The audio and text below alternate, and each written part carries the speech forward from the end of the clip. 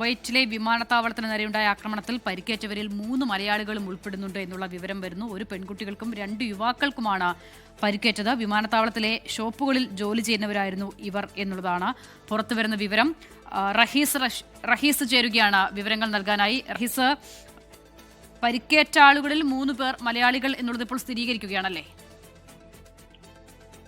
അശ്വത, ഇപ്പോൾ സ്ഥിരീകരിച്ച് തന്നെ പറയാൻ കഴിയും. നേരത്തെ നമ്മൾ പറഞ്ഞിരുന്നു 6 ഇന്ത്യക്കാർക്ക് പരിക്കേറ്റിരുന്നു എന്നുള്ളത്. അതിൽ 3 മലയാളികൾ ഉണ്ട് എന്നുള്ള സൂചന ഉണ്ടായിരുന്നു. ഇപ്പോൾ അത് സ്ഥിരീകരിച്ച് തന്നെ പറയാൻ കഴിയും.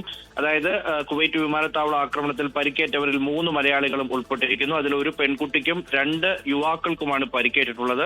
ഇവരൊക്കെ തന്നെ വിമാനത്താവളത്തിലെ ചില ഷോപ്പുകളിലൊക്കെ ജോലി ചെയ്തിരുന്നവരാണ് എന്നാണ് മനസ്സിലാക്കുന്നത്. ഇന്ത്യക്കാർക്ക് ആകെ പരിക്കേറ്റവരുടെ എണ്ണം അത് 16 ആണ് എന്നുള്ള ഏറ്റവും പുതിയ വിവരം കൂടി പുറത്തു വരുന്നുണ്ട്.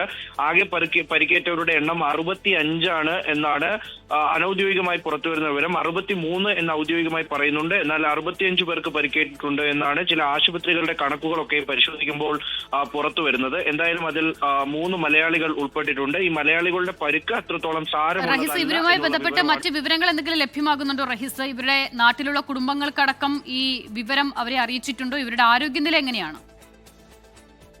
അശ്വത, നിലവിൽ എന്തായാലും ഇന്ത്യൻ എംബസി ഇടപെട്ടുകൊണ്ട് എംബസിയുടെ ഓരോ പ്രതിനിധികളും ഈ ആശുപത്രിയുമായി ബന്ധപ്പെടുന്നുണ്ട്. ആകെ ഈ 6 ആശുപത്രികളിലായിട്ടാണ് പരിക്കേറ്റവർ ചികിത്സയിലുള്ളത്. 6 ആശുപത്രികളിലും ഇന്ത്യൻ എംബസിയുടെ പ്രവർത്തകർ അല്ലെങ്കിൽ അത്തരത്തിലുള്ള ഒഫീഷ്യൽസ് അവിടെ ഉണ്ട്. അവർ കൃത്യമായി ഓരോരുത്തരുടെയും വീടുകളിൽ ബന്ധപ്പെടുന്നുണ്ട്.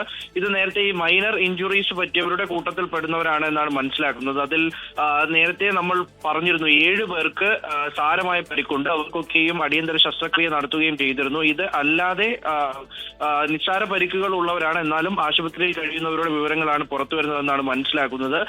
നിലവിൽ പൊതുവെ ഇറാൻ ഈ കുവൈറ്റ് മാധ്യമങ്ങളൊക്കെയും പരിശോധിക്കുമ്പോൾ ഗുരുതരമായി പരിക്കേറ്റവർ അല്ലെങ്കിൽ ജീവഹാനി വരാൻ സാധ്യതയുള്ളവർ പോലെ അത്തരത്തിൽ പരിക്കേറ്റവർ ഇല്ല എന്നുള്ള വിവരമാണ് അനൌദ്യോഗികമായി പുറത്തു വരുന്നത്. എന്നാൽ 7 പേർക്ക് സാരമായി പരിക്കേറ്റിട്ടുണ്ട്. അത് അത്ര കണ്ട് ആശങ്കപ്പെടേണ്ട സാഹചര്യം നിലവിലില്ല എന്നുള്ളത് മനസ്സിലാകുന്നു. ഈ 3 പേരും വിമാനത്താവളത്തിനുള്ളിലെ കടകളിൽ ഒക്കെ ജോലി ചെയ്യുന്നവരായിരുന്നു റഹീസ്?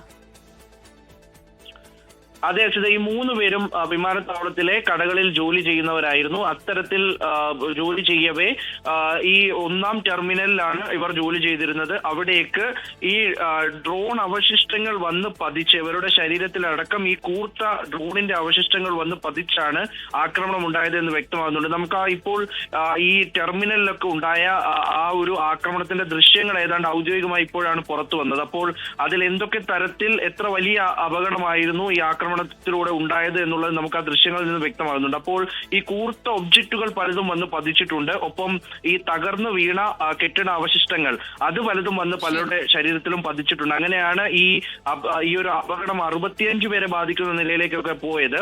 എന്തായാലും ആ ദൃശ്യങ്ങളിലൂടെ ആക്രമണത്തിന്റെ വ്യാപ്തി എത്രമാത്രമായിരുന്നു എന്നുള്ളത് വ്യക്തമാകുന്നുണ്ട്. അതിനിടെയാണ് ഈ പരിക്കേറ്റവരിൽ 3 പേർ മലയാളികളാണ് എന്നുള്ള വിവരം കൂടി വരുന്നത്. ഒരാളുടെ മരണം മുൻപ് സ്ഥിരീകരിച്ചിരുന്നു. അയാൾ ഇന്ത്യക്കാരനാണ്, മധ്യപ്രദേശ് സ്വദേശിയാണ്. അതിന് പിന്നാലെയാണ് 3 പേർക്ക് പരിക്കേറ്റത്. അത് മലയാളികളാണെന്നുള്ള വിവരം വരുന്നത്. പക്ഷേ ഇവരുടെ പരിക്ക് ഗുരുതരമല്ല എന്നുള്ള ആശ്വാസകരമായ റിപ്പോർട്ടുകൾ കൂടി വരുന്നുണ്ട്. മുഹമ്മദ് റഹീസാണ് വിവരങ്ങൾ നൽകിയത് UAE-യിൽ നിന്നും.